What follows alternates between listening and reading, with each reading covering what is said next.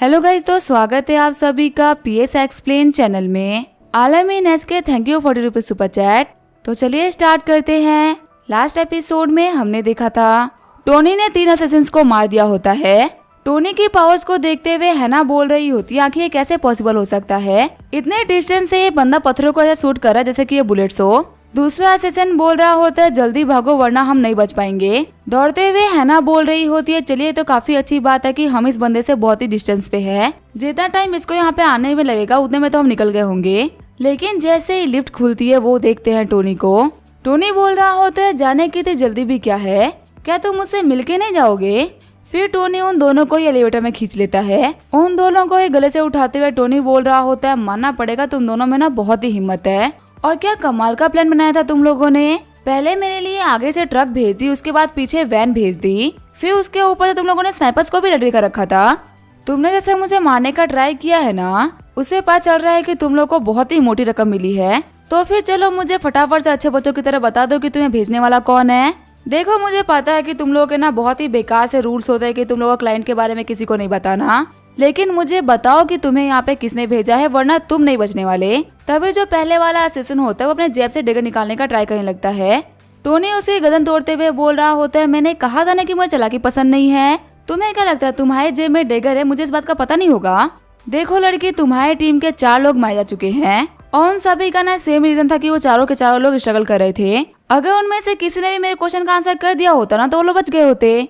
देखो मुझे तुम्हारे साथ में छोटे मोटे गेम नहीं खेलने, क्योंकि मुझे पता है कि तुम इसके काबिल नहीं हो। है ना सोच रही होती है ये बंदा तो बहुत ही खतरनाक है, इसने सच में काफी इजीली मेरी पूरी की पूरी टीम को खत्म कर दिया। रूस गए भाड़ में, अगर मैंने इस बंदे को आंसर नहीं करा ना तो ये पक्का से मुझे यहाँ पे मार डालेगा। है ना बोल रही होती है रुको मैं तुम्हें सब कुछ बताने के लिए तैयार हूँ, प्लीज मुझे मत मारना, तुम्हारे हर एक क्वेश्चन का ना आंसर मेरे पास में है।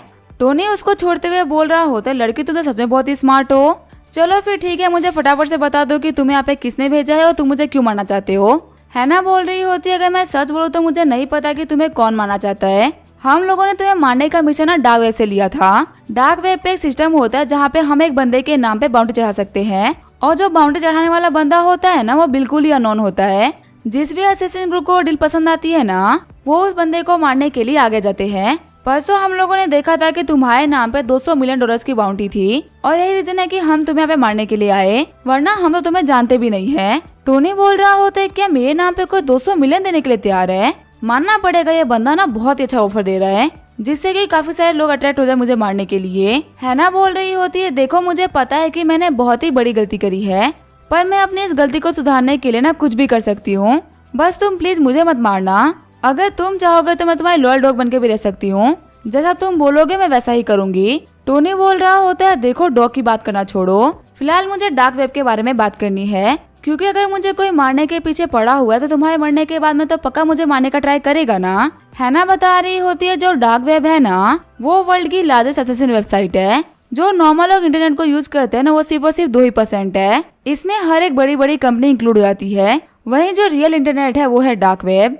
इसमें तुम किसी को मरवाने के लिए असेसिन्स को हायर कर सकते हो या फिर किसी को किडनैप करके टॉर्चर भी करवा सकते हो, और अगर तुम्हें पसंद हो ना तो तुम बहुत ही खतरनाक वीडियोस भी देख सकते हो। वो हर एक काम जो कि तुम इंटरनेट पे नहीं कर पाते ना वो तुम डार्क वेब पे कर सकते हो। टोनी बोल रहा होता है क्या मैं ट्रैक कर सकता हूँ कि मुझे कौन मरवाना चाहता है, और तुमने तो मेरे नाम पे मिशन लिया, तुम तो ये काम कर ही सकती होगी ना। है ना बोल रही होती है नहीं, लेकिन अगर मुझे ट्रैप करना है ना तो उसकी एक शर्त है जिसको मुझे पहले फुलफिल करना होगा। टोनी बोल रहा होता है कैसी कंडीशन को फुलफिल करना है। तभी हैना बोल रही होती है तुम्हारे मरने के बाद में जब क्लाइंट की तरफ से पेमेंट आएगी ना तो मुझे पता चल जाएगा कि मुझे पेमेंट भेजने वाला कौन है। फिर जो टोनी होता है वो हैना के डगर को पकड़ लेता है। टोनी बोल रहा होता है तुमने जीने का आखिरी मौका गंवा दिया, चलो ये तो बहुत ही अच्छी बात है, तुम्हारी टीम वालों से तुम्हारी मुलाकात जल्दी ही हो जाएगी। टोनी की स्किल्स को देखते हुए हैना एकदम घबरा गई होती है। हैना बोल रही होती है पहली बार है जब कोई इतने क्लोज रेंज से मेरे डगर को रोक पाया है। टोनी बोल रहा होता है तुम्हें पता है जिंदगी ना हर एक इंसान को एक मौका देती है, मैंने भी तुम्हें दिया था, लेकिन तुमने इसको अप्रिशिएट नहीं किया बल्कि इसको लात मार दिया। अब तुम्हें पता है तुम्हारे साथ में क्या होगा। चलो नहीं पता तो मैं तुम्हें बता देता हूँ। ये बोलते हुए टोनी हैना को मार देता है। सीन चेंज होता है, मैं तियानमेन के फिल्म सिटी का सीन दिखाया जाता है। वांग बोल रही होती है बदर आप तो घर से बहुत ही पहले निकल गए थे ना, तो फिर आपको यहाँ पे आने में टाइम कैसे लग गया। आपको पता है अभी ना शूट स्टार्ट ही होने वाला है, मैं तो एकदम नर्वस हो गई थी कि मैं पहली बार एक्टिंग करने वाली हूँ, पता नहीं मैं कैसी एक्टिंग करूंगी।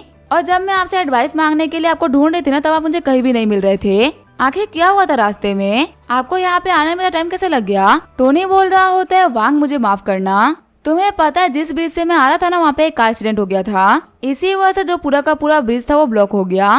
पहले तो आधे घंटे तक मैं ट्रैफिक में फंसा रहा। पता है, दो बहुत ही बेकार ड्राइवर्स थे, एक ट्रक वाला और एक वैन वाला। उन्हीं दोनों के बीच में एक्सीडेंट हुआ था। फिर वहाँ पे हेलीकॉप्टर आई और मैं उस ट्रैफिक से बाहर निकल पाया। इस सब के चक्कर में ना मुझे यहाँ पे आने में आधा घंटा लेट हो गया। वह तुम्हें पता है हमारी कंट्री में ना आजकल बहुत सारे ऐसे लोग हो गए जो कि लॉ को बिल्कुल ही फॉलो नहीं करते। लेकिन हम तो वैसे नहीं है ना, हम तो लॉज को मानते हुए चलते हैं।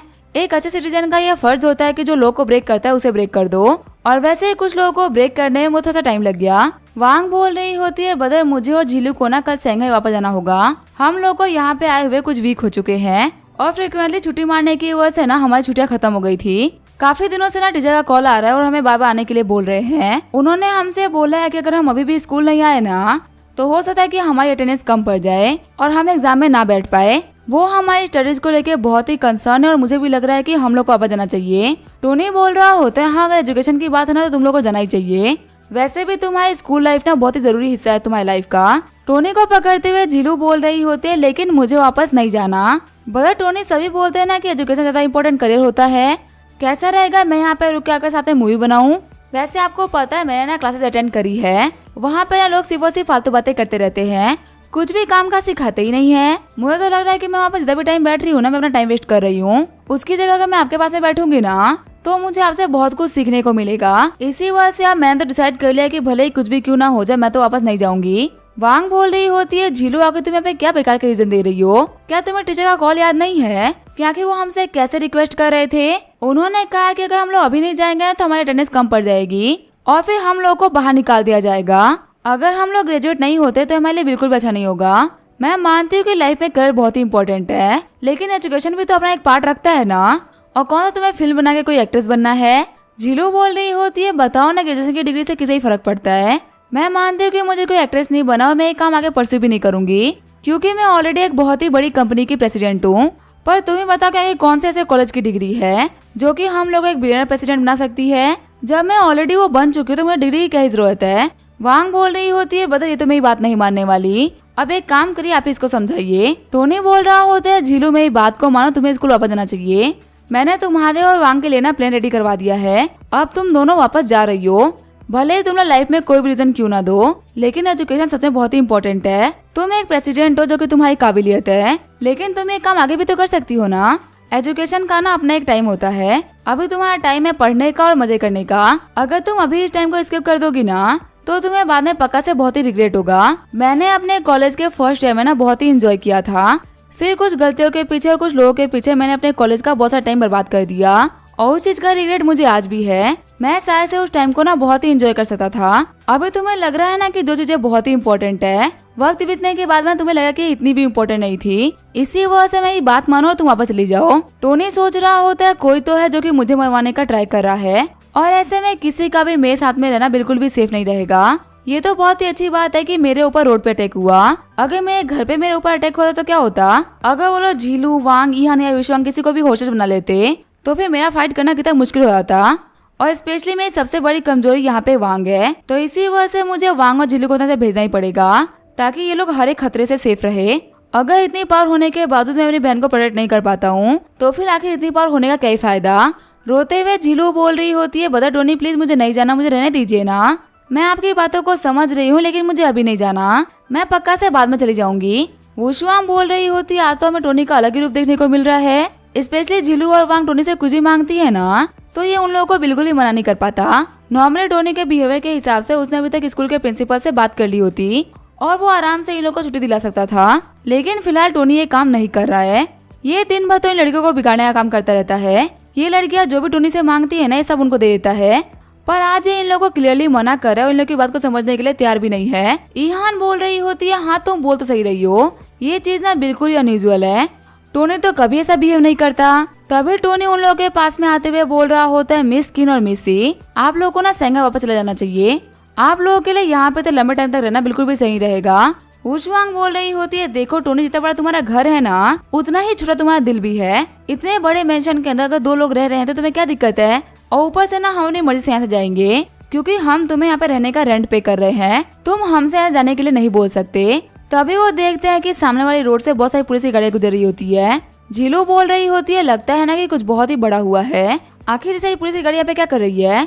टोनी सोच रहा होता है, लगता है ये लोग क्राइम सीन से वापस लौट रहे हैं। वहीं ईहान का बॉडीगार्ड बोल रहा होता है, मिस आपको पता है कुछ ना बहुत ही बुरा हुआ है। ईहान बोल रही होती है, सस्पेंस क्रिएट मत करो और तुझे से बताओ क्या हुआ है। ईहान का बॉडीगार्ड बोल रहा होता है, आपको पता है यहाँ पे जो पास वाली ब्रिज है ना, उसके ऊपर बहुत ही खतरनाक सा एक्सीडेंट हुआ है और उस एक्सीडेंट के अंदर ना 2 फॉरेनर्स मारे भी गए। पहले तो सभी को लगा था कि वो फॉरेनर्स नॉर्मल टूरिस्ट है, लेकिन उनको चेक करने के बाद में पता चला कि उनके पास में फायर आर्म्स और डैगर्स भी थे। फिर जब उनके आइडेंटिटी कार्ड को चेक किया गया ना, तो वो सारे के सारे ही फेक थे। सारी चीजों को देखते हुए पुलिस का मानना था ना कि शायद से वो इंटरनेशनल असिस्टेंट थे, जो कि यहाँ पे तियानमेन सिटी के अंदर किसी को असैसिनेट करने के लिए आए हैं। आपको पता ना कि अभी तियानमेन सिटी के अंदर 3 से ज्यादा पावरफुल लोग एक ही घर में रह रहे हैं। ऊपर से आप दोनों के ऊपर रिसेंटली ऐसा ही अटैक हुआ था।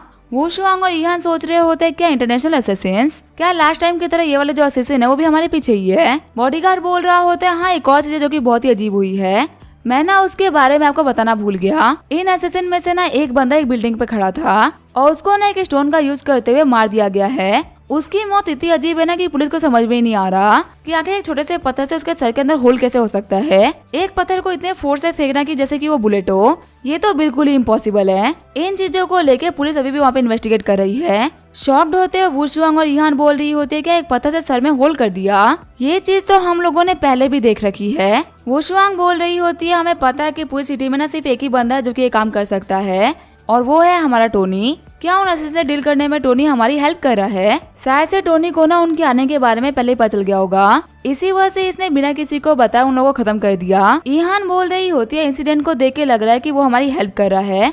हुशवांग बोल रही होती है, अब मुझे समझ आया कि टोनी वापस आने के बाद से सभी को शंघाई जाने के लिए क्यों बोल रहा है। लगता है कि वो हम चारों की सेफ्टी को लेके बहुत ही कंसर्न है, इसी वजह से इसने अपनी बहन और झीलू को तो हाथों हाथ जाने के लिए बोल दिया है। पर आखिर ये हमको ये सारी चीजें क्लियरली क्यों नहीं बता रहा?